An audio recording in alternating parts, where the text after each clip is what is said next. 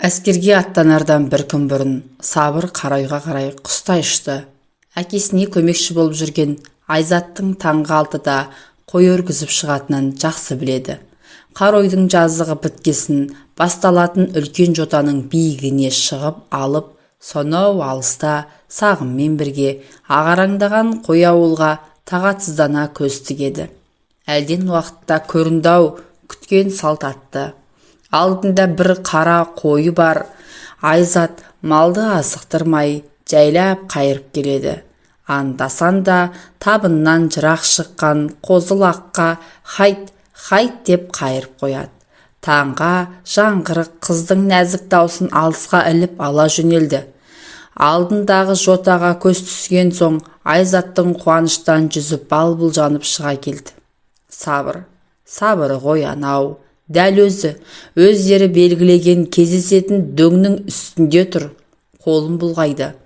Маймаңдай жайылған малдың жүрісіне шыдамы таусылған қыз табынды жотаға қарай қиялата дедектете түсті. Жотадан жүгіріп түскен Сабыр Айзатты аттан көтеріп алды. Көптен көріспеген екеудің шөліркеген ыстық албырт еріндері бірін-бірі асыға, аптыға аймаласып, ыстық сүйіске көміле берді. Сабырды әбден сағынған Айзат денесін қаусыра сипалап, үйіріп әкеткен қарулы қолдың ырқына көне берді. Мамырдың таңғы самалы екеудің бойындағы лап ете түскен құштарлық сезімнің отын үрлей түсті. Ләззатқа бөленіп, шиыршық атқан қос дене көк шалғынға аймаласа құлады. Қыз үстіндегі жұқа жейдені епті қимылмен сыпырып тастаған Сабыр шалқасынан жатқан қыздың кеудесінде діріл қаға бір көтеріліп, бір басылып, тығыншықтай қос анарды ессіз құмарлықпен емірене айбалайды. Жігіттің әр қимылын жан тәнмен сезініп, ұйып бара жатқан денесін игере алар емес. Әрбір мүшесі тоят таба алмай, тағы дегендей жігіттің әр қимылына жауап қата бастады. Осы сәтте жігіт жайлап қана қыз денесіне бойлап ене берді. Ғажайып тәтті дүние есігіне ене берген қыз тәнін найзағайдай бір жарқыл осып өткенін сезді. Жанын көзіне көрсетіп, осы өткен жарқылдың не жарқыл екенін ұғып үлгермеген қыз тәтті тұңғиыққа қайтып ене беріп жүрді. Әлден уақытта қыз тәні жігіт бойынан бөлінген ыстық толқынды сезіне, онымен бірге бүлкілдей жөнелген өз тәнінің ләззатын үзіп алғысы келмегендей талықси көз жұмды. Байланыстың нашарлығы ма, әлде аудан мен қой ауылдың шалғайлығы ма? Сабыр әскерге кеткелі 3 ай өтсе де әлі хат жоқ. Орналасып үлгермеген шығар. Алғаш барғанда карантин деген болады, сонан шыға алмай жатқан болар деп өзін-өз жұбатып қойды. Кеше қой ауылға төлшілер келді. 5 жігіттің біреуі Сабырдың ағасы Қанат. Екеуі соншалық ұқсас. Сабырды сағынған қыз кейде шәй үстінде Қанатқа елжіреп қарап қатып қалатын. Көз алдында ұмытылмас ләззат сыйлап кеткен Сабырдың алаулаған жүзі келеді. Сол кезде бойын ессіз құштарлықтың толқыны билеп, маңдайынан суық тер бұрқ ете қалады. Денесін әсіресе кіндігінен төмен үйіп кеткен белгісіз бір сезімнің әрең іркіліп қалатыны. Қанаттың өзін жиі жағалай бастағанын сезіп жүр. Сылтау тауып мұнымен жиі кездесіп қалады. Ал Сабырдан хат жоқ. Қанаттан сұрауға батпайды. Алыс қой ауылда жатқан ол да аудан жақтағы өмірден бейхабар. Не айтар дейсің деп қыз жүрегі мұңая қалады. Маусымның алғашқы күнінен бастап қыз жүрегінде әлде бір күдік кірді. Айдың алғашқы аптасы аяқталып қалды. Аяғы ауырлап қалмаса етті.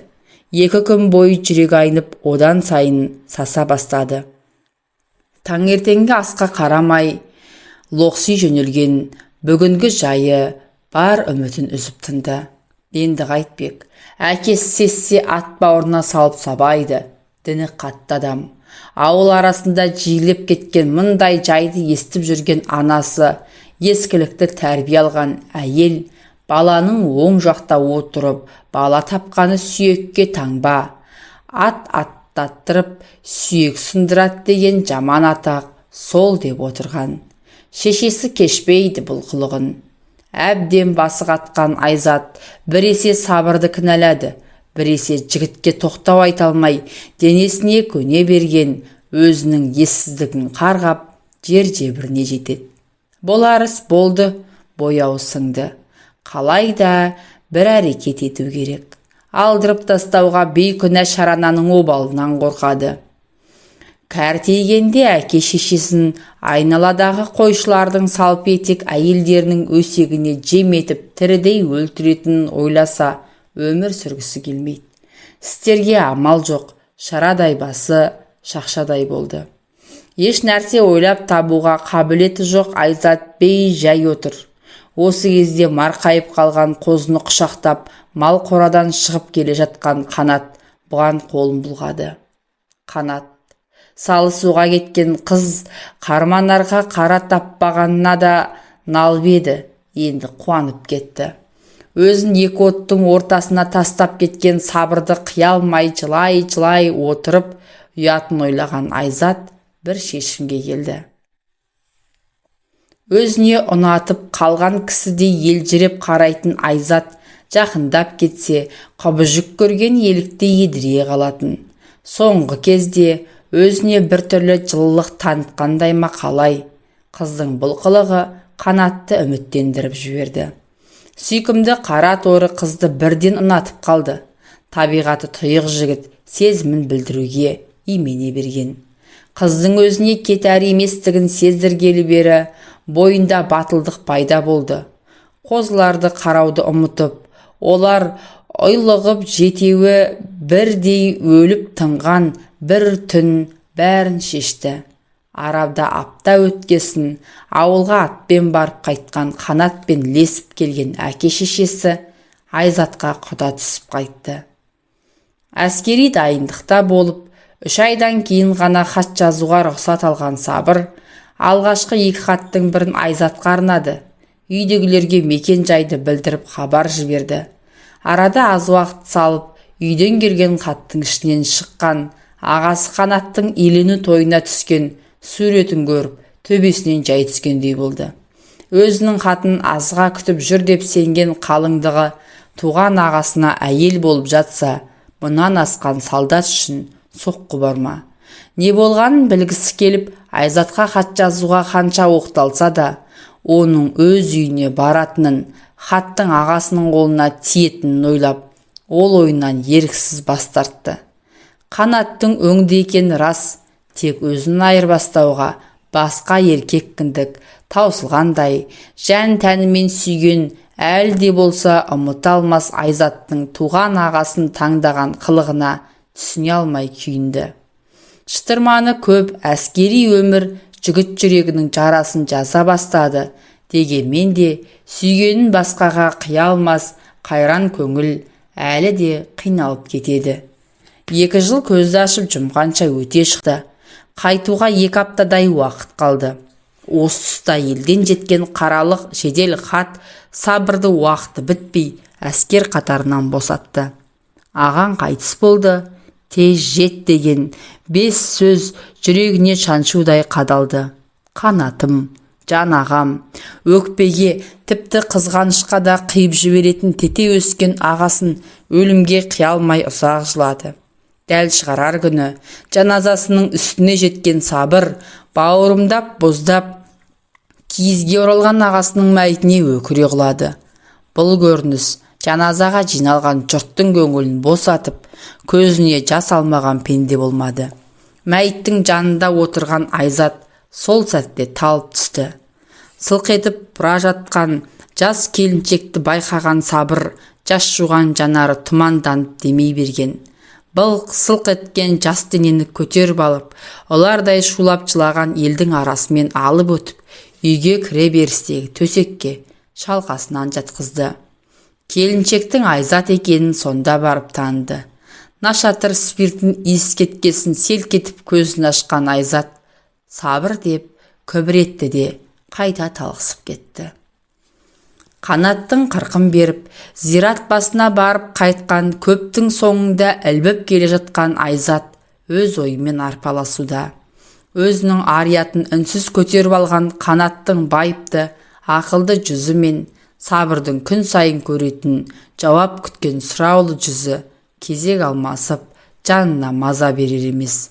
Үйленгеннен кейін 7 айда 9 айлық балпанақтай ұл туған мұның жанын қинып бастысы артық бір сұрақ қоймап еді жарықтық. Кешкісін ұйықтап жатқан сәбидің жүзіне үңіліп, өзіне ұқсастық іздеумен болатын. Арман Қанатқа қатты ұқсап туды. Тек сәбидің иегіндегі терең ойық пен оң жақ бетіндегі терең шұңқыр Айзатқа да, Қанатқа да тартпаған еді. Ол екеуі де арманға айнымай қонған сабырдың белгілері болатын. Бұл ұқсастықты сабырдың өзі де байқаған сыңайлы. Өткенде есік алдында ойнап отырған Арманды алдын алып, оның иегіндегі ойық пен бетіндегі шұңқырды сипап, дәл сондай өз бетіндегі белгіні басып көріп, ойланып отырған үстінде ойға түскенді. Өзін байқап қалған сабырға жұмбақтау жымиып бас изеп өте берді. Қанат қайтқалы бері Арман да сабырдың қойнынан шығар емес. Сәби жүрегі сезе ме, кім білсін. Өткен жолы телевизор көріп отырған сабырды папалап барып, алдына шығып отырып алды. Ештеңеден хабар жоқ қарттар. Құлыныбай, сабырды папасына ұқсатып жырау, алда қарғамай, деп күрсініп, көз жастарын сығып алды. Бірі қайны, бірі жеңге болып, сүйіскен екі жүрек бір шаңырақ астында, екі бұрышта аһ ұрды. Көзден кетіп, көңілден суыған 2 жыл серік болған Қанат келіншек үшін ұмыт бола бастады. Оның есесіне көз алдында жүрген сабыр күндіз күлкі, түнде ұйқыдан айырды. Қанатпен өткен 2 жылда әйел болып сабыр сыйлаған алғашқы төсек ләззатындай сезімді сезініп көрген емес.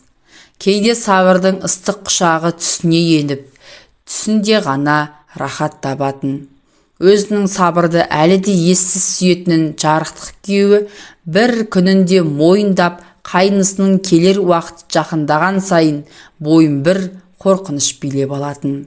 Інісі мен әйелінің арасындағы бұл байланыстан бейхабар болса да, Құдай солай шешті ме, әлде маңдайына жазылған ғұмыры келте болды ма, әйтеуір Қанат аз ғана қиналып барып, бұл өмірден бас кешті. Бірақ апта аузы мұрнынан қан кетіп өмірден өтті де кетті. Ауданда мұндай жас өлімдер көбейіп кетті.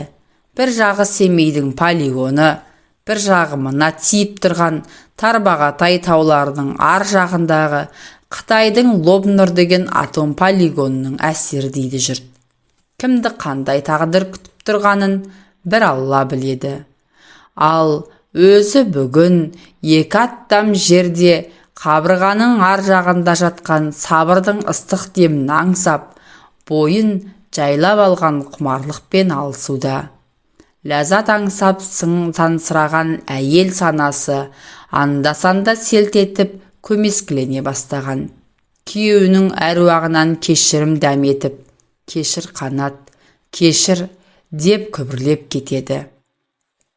Ата енесі бүгін таңғы салқынмен ат арбасын жегіп көрші ауылдағы кіші қыздарына кетті. Бүгінде Жанар Жағамайдың тапшылығынан ауылдағы жұрттың бәрі темір тұрпаларын қаңтарып қойып, көбіне ат арбамен жүретін болған. 2 ауылдың ортасында жастар атты жегіп алып, такси ретінде де ақша тауып жүр. Техниканың даму шегіне жеткен 20 ғасырдың аяғында шалғайдағы қазақ ауылында осындай жайлар болып жатты. Қарттарды аттандырып салып, сиырын сауып, малды үйдің сыртына өргізіп жіберді де, жантая тұрмақ болып, өз бөлмесіне қарай Өте бере сол жақтағы Сабыр жатқан бөлменің есігінен қалай енген өз де білмей қалды. Кеудесін жалаңаштап тастап, таңғы тәтті ұйқы құшағында жатқан Сабырдың өзі жақсы көретін иегіндегі ойықты сипаламаққа қолын апара берді. Сол сәтте Сабыр келіншектің білегінен ұстай алды.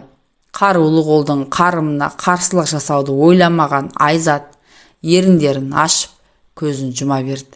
Енді бір сәтте жалындап жатқан жігіттің құшағы мен толықсыған келіншектің шиыршық атқан денесі сезім толқынындай болған көк торғын көрпенің астында біресе асау толқындай тулап, біресе жай ғана бүлкілдеп жатты. Әбден тояттауып шаршаған, ұрысқан екеу бір-біріне еркелей жымиысып, құшақтарын қайтып айырмастай қаусыра түсті. Адасып табысқан қос жүрек бір соғып, бірге тыныстап жатты.